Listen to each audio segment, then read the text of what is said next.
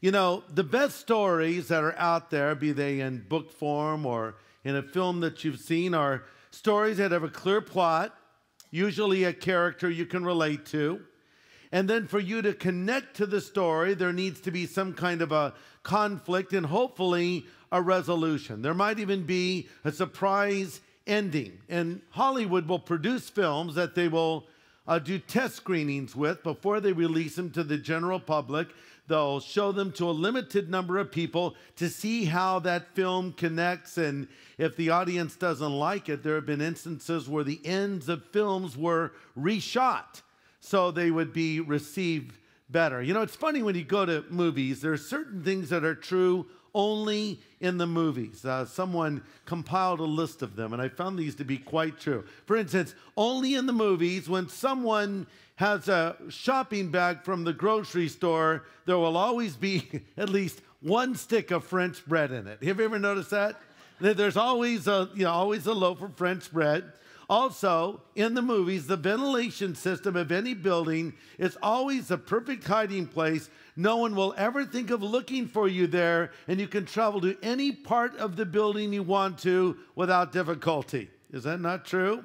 Also in the movies, if you're in France, you can see the Eiffel Tower from every window.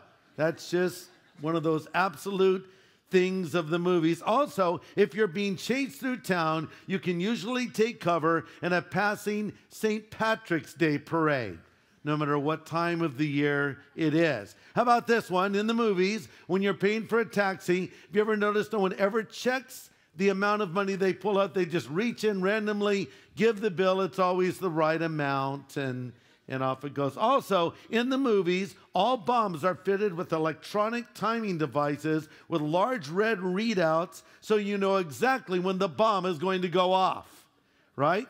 Also in the movies, it's always possible to park directly outside of the building you're visiting, even if it's in the middle of New York City. In the movies, it doesn't matter if you're heavily outnumbered in a fight involving martial arts, your enemies will patiently wait and attack you one by one, dancing around in a threatening manner until you have knocked out their predecessors. Also in the movies, bad guys can spray machine gun fire everywhere, never hitting the hero, but the hero can hit a bad guy at 100 yards with a 5-shot revolver and then fire 20 bullets without reloading. Only in the movies. Now, our life is like a movie a little bit, but our life is like a story, and the Bible actually says that. Psalm 90 verse 9 says, we spend our years as a tale that is told. The problem is we don't know how this movie is going to end. Sometimes you'll see a movie twice.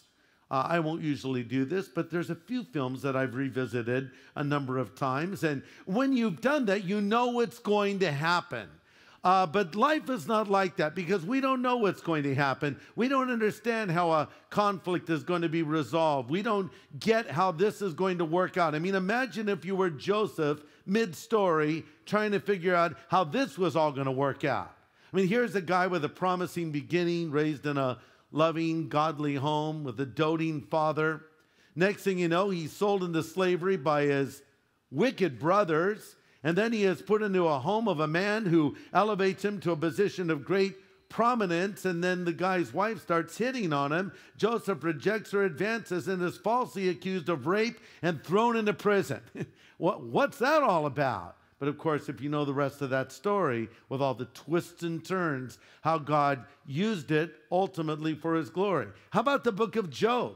Imagine if you were in that story midway. I mean, one day, everything's going great, your children are fine, the bills are paid, you have more money than you know what to do with, and everything's fantastic, and the next day, your possessions are gone, your livelihood is gone, your health is gone, worst of all, your children is gone. Maybe the only thing worse was your wife's still there. And I only say that because of what she said to Job. She said, Job, why don't you just curse God and die? Thank you. That's not really all that helpful right now, dear Mrs. Job. He didn't know how the story turned out, nor do we. But here's what we need to remember. There is an author who has written our story.